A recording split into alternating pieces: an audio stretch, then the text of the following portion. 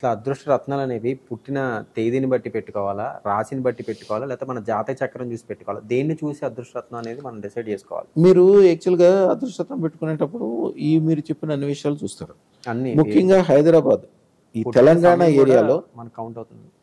Count గురించి చెప్తున్నా. యాక్చువల్‌గా ఏంటంటే మీరు జాతక చక్రం చూడాలి. దాంట్లో ఏ దశలో ఎవరున్నారు, ముఖ్యంగా మీకు ఇప్పుడు ఉన్న తిథి ఏంటి, అట్లాగే తన స్వభావం అంటారు సెల్ఫ్ అంటే ఒకటో గడిలో ఎవరున్నారు చూసుకొని దాని రాశ్యాధిపతి ఎవరున్నారో దానికి ఆ గ్రహాధిపతి ఎవరున్నారో లేదా ఆ రూమ్‌కి ఎవరైతే అధిపతి ఉన్నారో వాళ్ళకి సంబంధించిన రత్నం పెట్టడం ఒక శాస్త్రం.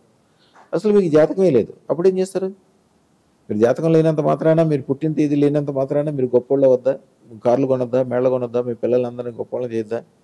హైదరాబాద్‌లో 100కి 90 మందికి జాతకం ఉండడం ఇంపాసిబుల్. ఎందుకని? ఇక్కడ ఏరియాలో అందరూ కూడా ల్యాండ్ లార్డ్స్. ల్యాండ్ లార్డ్స్ అంటే ఏంటి? ఇక్కడ స్థిరపడిపోయినోళ్ళు. ఒక్కోళ్ళకి 1000 మంది నుంచి 5000 మంది వరకు బంధువులు ఉంటారు. 5000 మంది బంధువులు ఉంటే రోజుకి 2, 3 పెళ్ళిళ్ళకి వెళ్ళాల్సి వస్తాయి.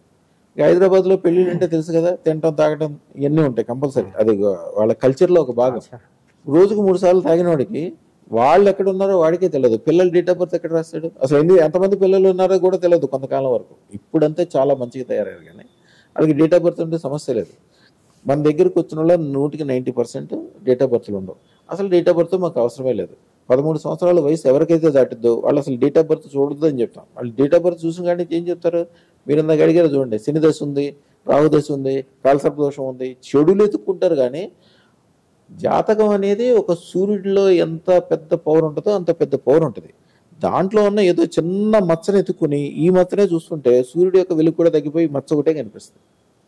అసలు 13 సంవత్సరాల వయసు దాటిన వాళ్ళు జాతక రత్నం పెట్టుకోవడానికి కానీ ఏ సందర్భంలో కానీ జాతకం చూడొద్దు. ఒక విషయంలో చూడాలి, రాజులు పట్టాభిషేకం చేసేటప్పుడు చూసుకోవాలి, అలాగే గృహప్రవేశం అప్పుడు చూసుకోవాలి. మీకు రియల్ డేట్ ఆఫ్ బర్త్ లేకపోతే మీ గోచార ఫలితం అంటే మీ పేరు రామారావు ఉందనుకుంటే రామారావు అంటే చిత్తా నక్షత్రం, తులారాశి అట్లా అయినా చూసుకోవచ్చు. అంతవరకే.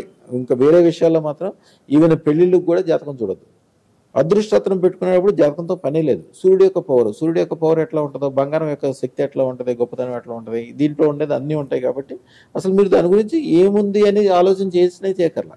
మీరు ఏ కులం ఉన్నా, ఏ గోత్రం ఉన్నా, మీరు ఏ నక్షత్రంలో పుట్టినా, ఎక్కడున్నా కూడా సూర్యుడి యొక్క కాంతి మీకు ఆటోమేటిక్గా ఎట్లా పడుతుందో అదృష్టరత్నం యొక్క పవర్ సూర్యుడి కంటే కోటి రెట్లు ఉంటుంది. కాబట్టి దాని పవర్ మీకు ఆటోమేటిక్గా ఉంటుంది.